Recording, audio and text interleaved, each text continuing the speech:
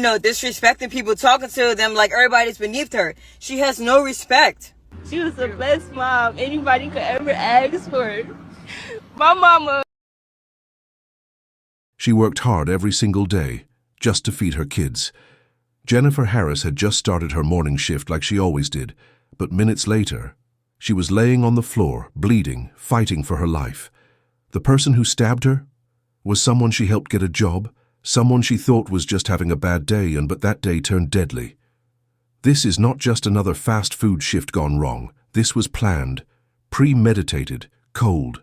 And there's more to this story than just a workplace fight, because when you find out who stood by and who stepped in, you'll start to wonder, how far can anger really go, and what signs were missed?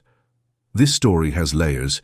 We're talking about a mother of 6, a masked attack, and a $25 million bail. And the part that will shock you the most is what she said just moments before she died. Stay with me. Every minute brings us closer to a truth that will break your heart and make you question the people we work with every day. If stories like this make your heart stop for a second, if you believe voices like Jennifer's shouldn't be forgotten, then don't just scroll. Hit that subscribe button. This channel tells the stories that matter, and we dig deeper than the headlines, because every detail deserves to be heard. So stick with us. There's more to uncover. Before we talk about the horror that unfolded inside that McDonald's, we have to talk about who Jennifer Harris was, because this isn't just about what happened to her, it's about who the world lost that day. Jennifer Harris wasn't just a McDonald's manager. She was a mother of 6. Yes, 6 children. And she raised every single one of them on her own. No shortcuts, no excuses. Her oldest child, Antonia Griffin, is just 19. The youngest? Still in elementary school. That means Jennifer had been a full-time mom for nearly 2 decades. Every lunchbox packed, every fever checked, every school uniform washed. She did it all. And not just with love, but with grit. She was the strongest woman I ever knew, her daughter Antonia later said. She didn't complain, she just made it work, even when we had nothing. Jennifer's story is one many single mums in America know too well. She didn't get to rest. She didn't get weekends off. Her life was work, kids, repeat. But despite all of that, she still smiled at strangers, still took pride in her job, and still showed up early for every shift. Jennifer had been working at McDonald's on 9 Mile Road in East Point, Michigan for over 15 years. That's not just a job, that's a career. Started in crew-level roles, fries, cashier, cleanup. Worked her way up to supervisor, and eventually general manager. She was the one closing at night, and the one opening in the morning. Jennifer knew everyone, from the early morning coffee crowd to the teenagers clocking in for their first job. She was known as the tough but fair boss, the one who kept it real, but still gave people a second chance. One former coworker said, "She was strict, but she cared. If you messed up, she'd check you, but if your kid was sick, she'd cover your shift without blinking." She wasn't just a manager, she was the backbone of that location. Jennifer didn't live an easy life, but she didn't make excuses either. She lived paycheck to paycheck like millions of Americans. She didn't have a husband or child support to fall back on. Everything she earned went to rent, groceries, school supplies, and the occasional treat for her kids. She sacrificed personal dreams for the good of her children. Vacations? She skipped them. Time off? She rarely took it. Holidays? She often spent them behind the counter while others celebrated. She would get up at 5 a.m., pack lunches, then head straight to work. Sometimes we wouldn't see her till almost midnight, said her oldest daughter. Jennifer was more than just a mom. She was a shield.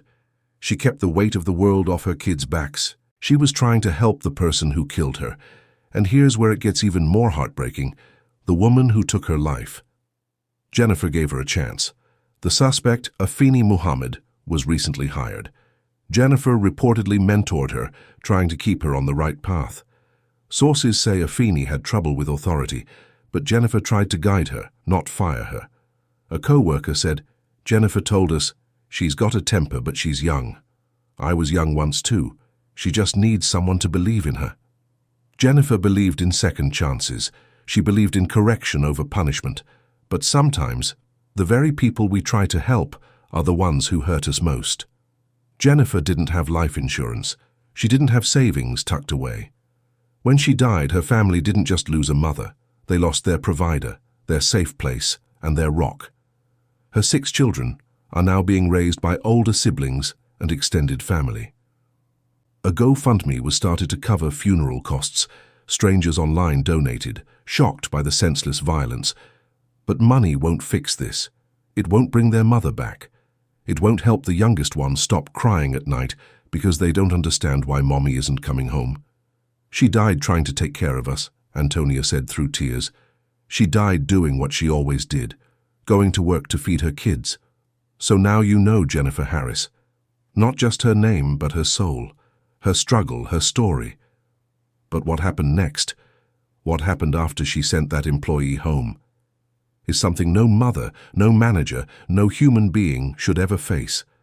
Because she wasn't just attacked, she was hunted.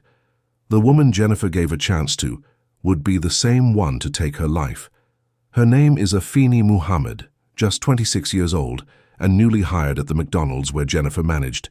She wasn't on the team for long, but even in that short time, co-workers say tension followed her like a shadow. She was often described as moody, easily irritated, and quick to challenge authority. She didn't like being corrected, and when given direction, she'd push back. Sometimes with her body language, sometimes with sharp words. People noticed. But Jennifer, always the firm yet hopeful leader, believed in handling conflict with patience, not punishment. You could tell Jennifer was trying to give her some space to grow, said one of the morning crew. She told us, "She'll settle in. Everyone needs a little time." But Afeni didn't settle in. On the morning of July 10th, 2025, she came to work already on edge. Her behavior was erratic, short answers, eye rolls, and visible attitude. Some co-workers even said she seemed off, like she was carrying something she couldn't let go of. Jennifer noticed the shift as she always did. Rather than allow it to create a toxic energy during a busy morning shift, she made a decision. She sent Afeni home. It wasn't loud, it wasn't dramatic. Jennifer, maintaining professionalism, simply asked her to leave for the day and return when she was in a better frame of mind. Afeni didn't argue. She walked out of the restaurant, but her exit wasn't calm, it was cold, and according to multiple witnesses, she left without saying a single word. No apology, no explanation. Just silence, and a glare that said it wasn't over. What was she thinking in that moment? Was the anger already boiling over, or had something darker already been planned? I got sent home early yesterday. I got sent home early today by the same person. I'm telling you, she's a bully. Because what happened next would not be a heat-of-the-moment decision. Less than an hour after Jennifer told Afeni Muhammad to go home, the front doors of that McDonald's opened again. It was just before 8 a.m., a quiet window between the breakfast rush and the next wave of customers. Inside, the team was resetting, restocking, and getting ready for the mid-morning flow. That's when Afeni stepped back inside. But this time, she wasn't in a work uniform, she wasn't clocking in, she wasn't there to apologize. She was wearing a black face mask, hiding half her face, and in her hand was a large kitchen knife. Not the kind of knife used for burgers or fries, the kind you keep in a drawer at home, the kind meant to cut deep. She didn't speak, she didn't shout, she didn't make a scene. She walked directly toward Jennifer with purpose, like she knew exactly where she would be and exactly what she was going to do. What happened next was not chaotic, it was deliberate. Afeni raised the knife and began stabbing Jennifer repeatedly, without hesitation. Witnesses say Jennifer tried to defend herself, but there was no time to run, no chance to fight back. She was stabbed in the face, in the neck, and in the upper chest, vital areas all targeted in rapid succession. The speed and brutality left the entire restaurant in shock. Co-workers froze, some screamed, others ran to the back, not even sure what they were witnessing. Blood was pooling on the tile floor. The manager they saw every day, the woman who held that store together, was lying helpless, losing consciousness with every second. And still, Afeni didn't stop.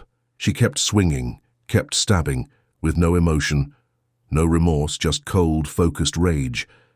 Experts later said this kind of attack showed signs of premeditation, A mask to hide her identity, a weapon brought from home, a clear target. This wasn't someone who snapped. This was a plan carried out with chilling calm. But even in the middle of the horror, something unexpected happened.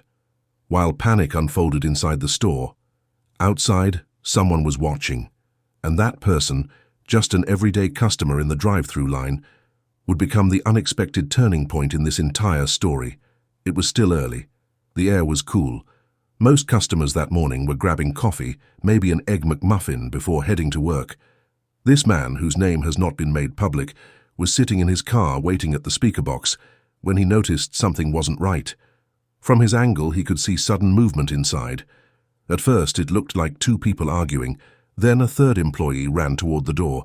That's when it clicked. Something was very wrong. Should I drive off? Should I call 911? Should I go inside? He had just seconds to choose, and he made a decision that would change everything. This customer was legally armed.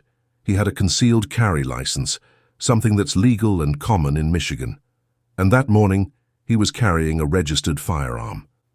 As the chaos spilled toward the counter, he stepped out of his car, approached the building, opened the door, and what he saw stopped him cold. There, in front of him, was Afeni Muhammad, still holding the knife. Blood on her hands. Jennifer lying motionless on the floor. Other employees trembling in the back, too afraid to get close. He didn't wait. He fired a warning shot straight into the air, a single, loud crack that echoed through the parking lot. It wasn't meant to hit anyone, it was meant to stop her, to snap her out of whatever state she was in, and it worked. Afeni froze. She looked toward the door, saw the gun pointed in her direction, and for the first time, she stopped moving. The customer then shouted for her to drop the knife. According to witness reports, she hesitated, but then slowly placed it on the floor. He didn't move closer. He didn't chase her. He simply stood his ground, kept the gun raised, and told employees to call 911 immediately. One worker later said, "If he hadn't walked in, I don't know if any of us would have made it out. She was locked in, her eyes, like she wasn't even there anymore." Within minutes, East Point police arrived at the scene. Afeni was taken into custody without resistance. The knife was recovered, the store was locked down, and the man, the anonymous customer who risked his life, quietly stepped aside.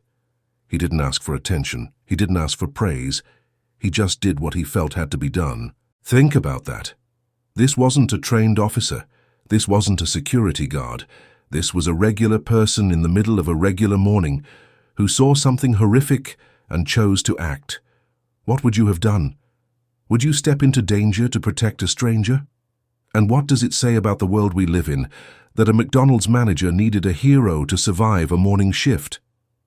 If this moment hit you like it hit us, don't just keep scrolling. Stories like Jennifer's deserve to be told, remembered and fought for. This channel isn't just about crime, it's about people, real lives, real loss, and real justice. Hit that subscribe button so you never miss the truth behind the headlines, because every time you watch, like, or share, you're helping voices like Jennifer's live on. When the ambulance pulled away from that McDonald's parking lot, it carried more than a wounded woman. It carried 6 children's entire world.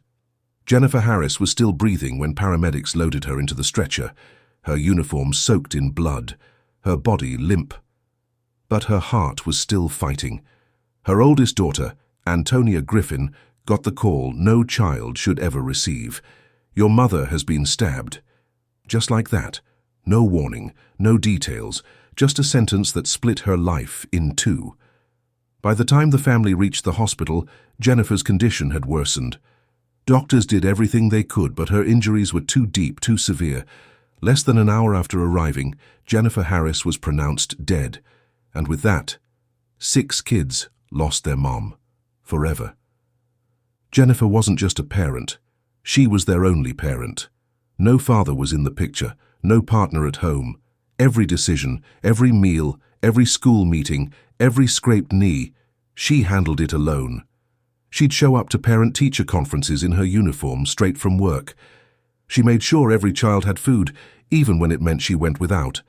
Her phone was always on loud at night, just in case one of her kids needed her from the next room.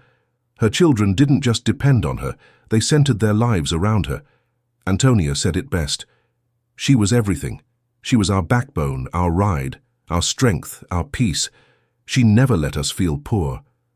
But now that center was gone, and what was left behind was grief, confusion, and fear. The younger kids still didn't understand.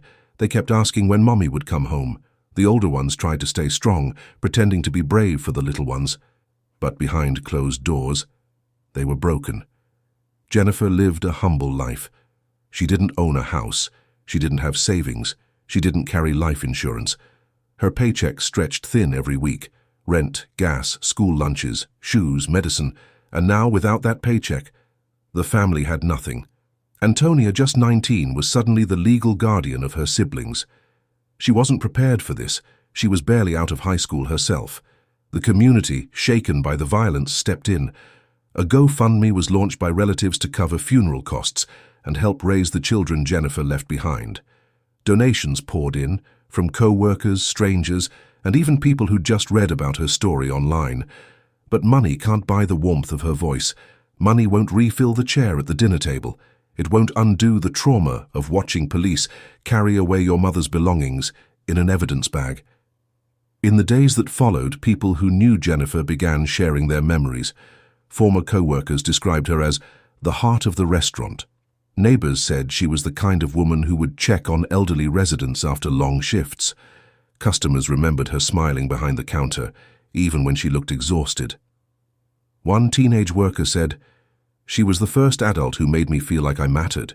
She didn't just tell me what to do, she taught me." And Antonia, her daughter, made a vow in front of the cameras during a tearful interview. "I don't care how long it takes. I'm going to make sure my mum gets justice. She didn't deserve this, not after everything she gave up for us." This wasn't just a murder. It was a home torn apart, a future stolen. 6 kids thrown into chaos because one person let their rage become violence. What happens to children when the one person they trust most is taken from them in an instant? How do you rebuild when the foundation is gone? And who takes responsibility for protecting the people who show up every day just trying to survive? When Afeni Muhammad was arrested at the scene, there was no fight, no dramatic escape, no breakdown or apology.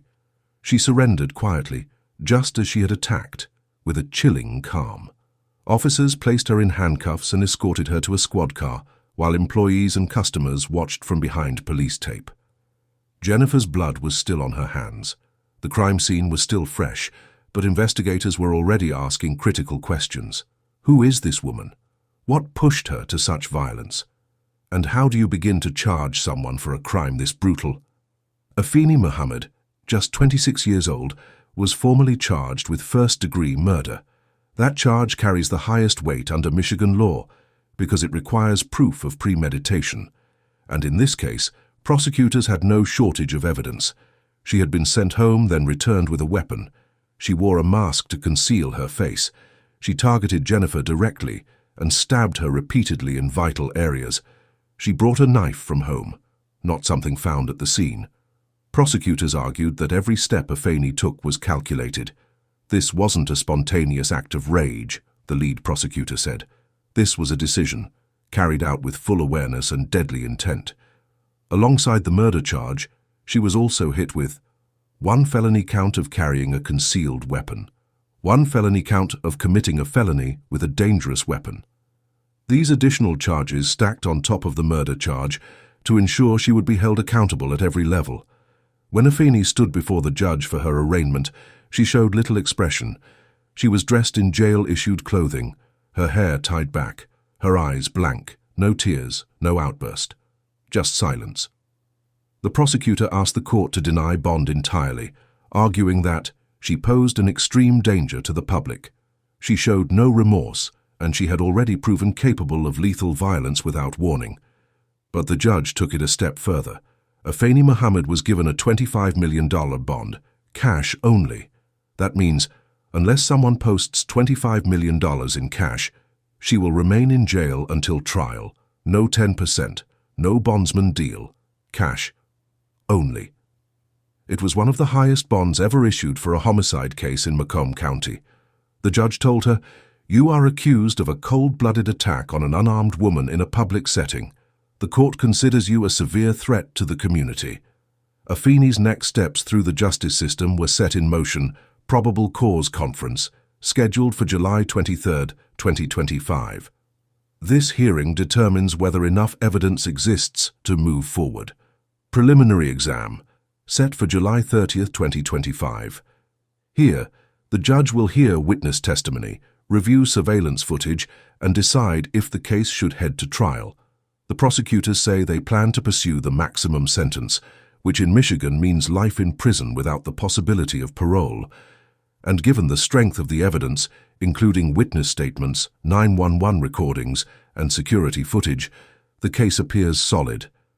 But as any courtroom veteran will tell you, nothing is guaranteed. Will justice be served? Will Jennifer's family get the closure they deserve? And will the system send a strong enough message to protect the next Jennifer before it's too late? What happened to Jennifer Harris was personal, but it wasn't rare.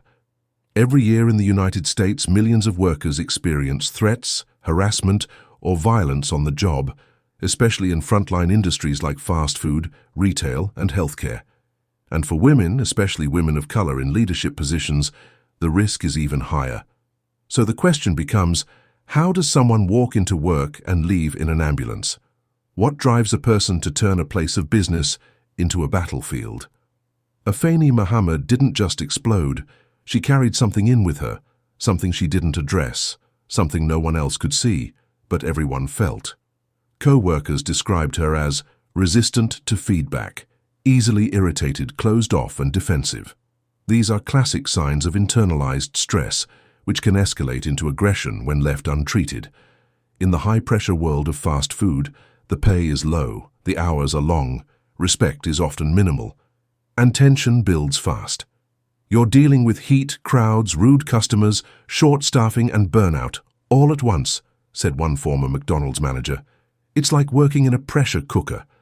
But most people vent, complain, maybe quit. Very few people snap and pick up a knife. Here's what's even more important. According to court records, Afeni had a known history of violent behavior, but details are sealed, and no public mental health history has been released. Still, behavior experts say this type of attack suggests more than just anger.